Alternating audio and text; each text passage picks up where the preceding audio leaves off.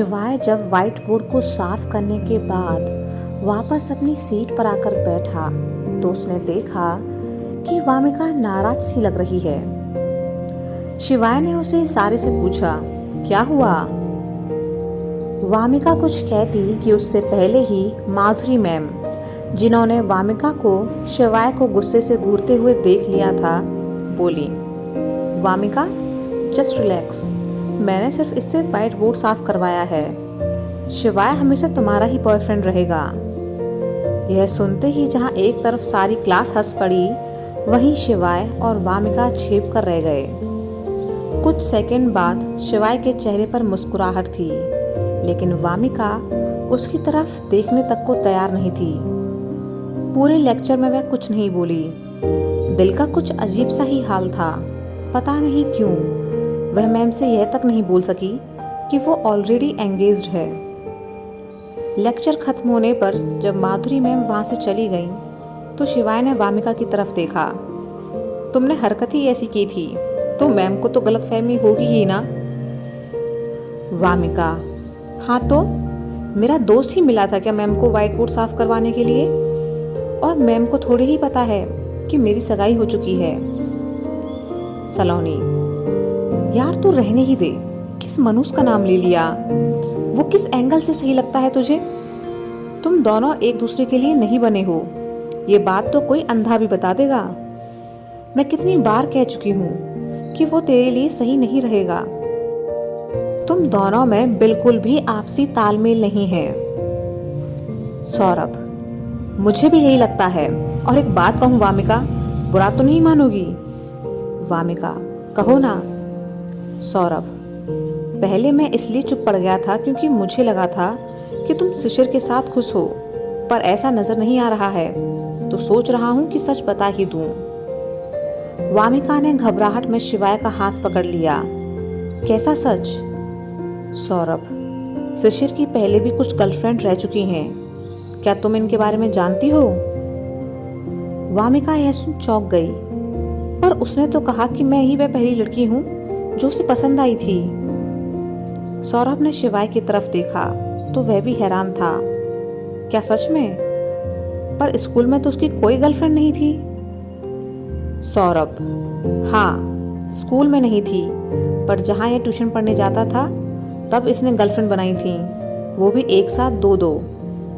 कुछ दिनों बाद दोनों लड़कियों को इसकी कारस्तानी का पता लग गया तो उन्होंने इसे खूब सुनाया और ब्रेकअप कर लिया। वामिका को अब शिशिर पर गुस्सा आ रहा था। खुद ने एक साथ दो लड़कियों को डेट किया और मेरी शिवाय की दोस्ती पर सवाल उठाता है वो।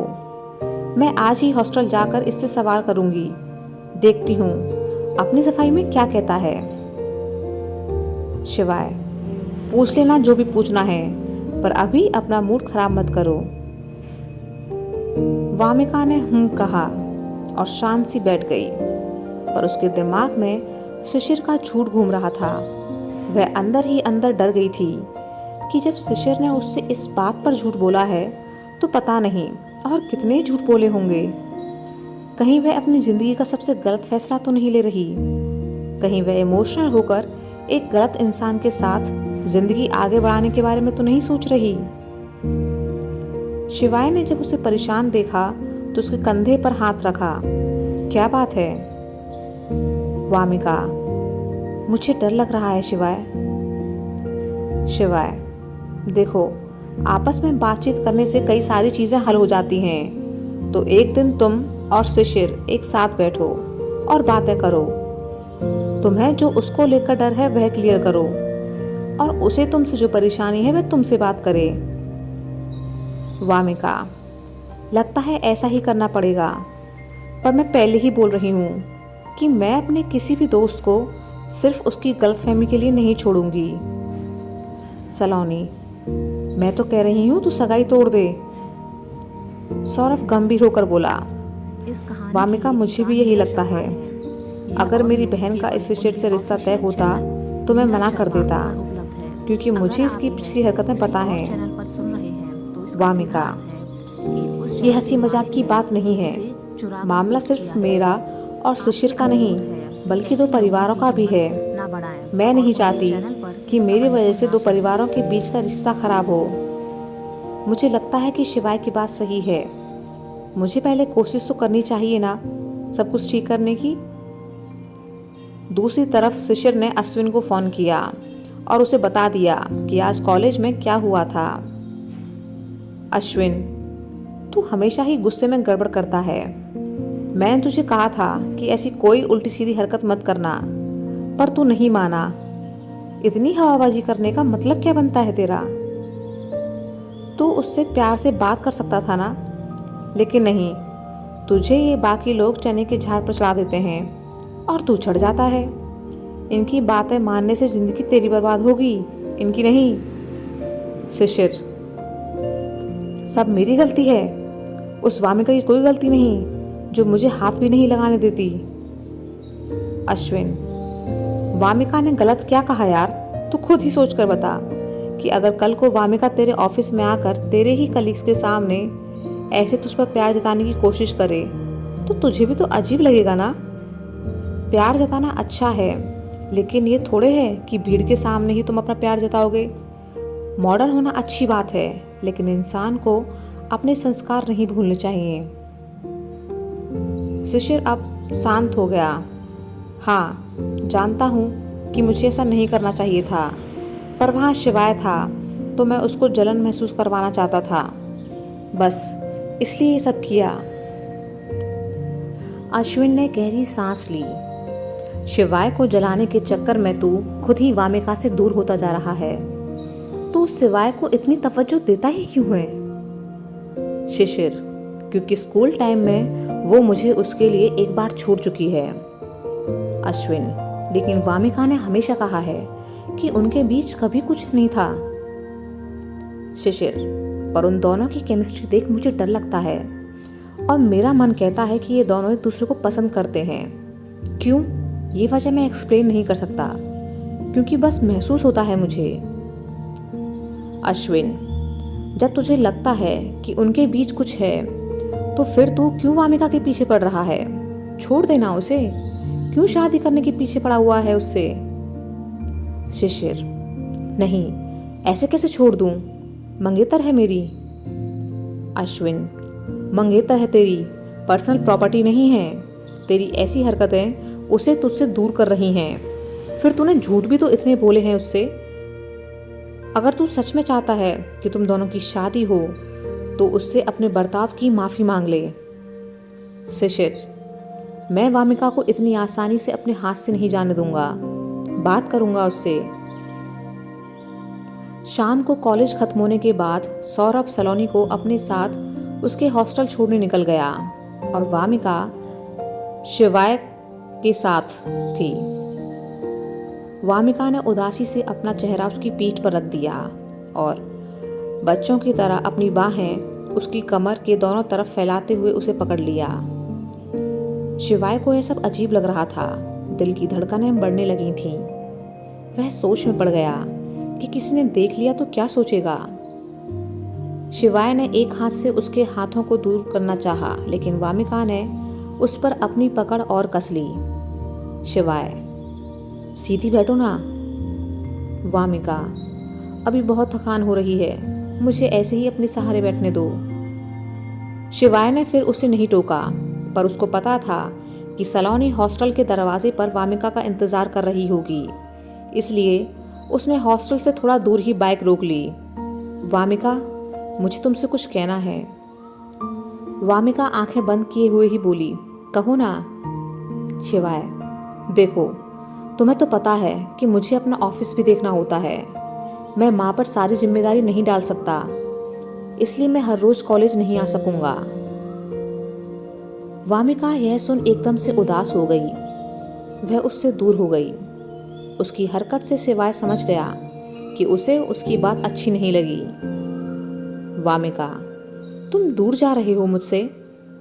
शिवाय, मैं तुमसे दूर कहाँ हूँ। जब तुम्हारा मन करे घर आ जाना या फिर मुझे फोन कर देना, मैं आ जाऊंगा तुम्हें लेने।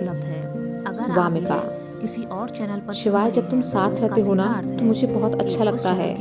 कोई डर नहीं रहता। ऐसा लगता है कि कुछ गलत नहीं होगा। आपसे अनुरोध पर है, अब डर लग ऐसे रहा है लोगों की कि मैं हिम्मत तुम्हारे बिना ना बढ़ाएं यहाँ और कॉलेज उनके में कैसे चैनल पर रहूंगी। इस कहानी को ना सुनें। शिवाय कुछ पल तक चुप रहा, फिर बोला, किसी को अपनी आदत नहीं बनाना चाहिए, वरना जब वह दूर जाता है तो बहुत तकलीफ होती है।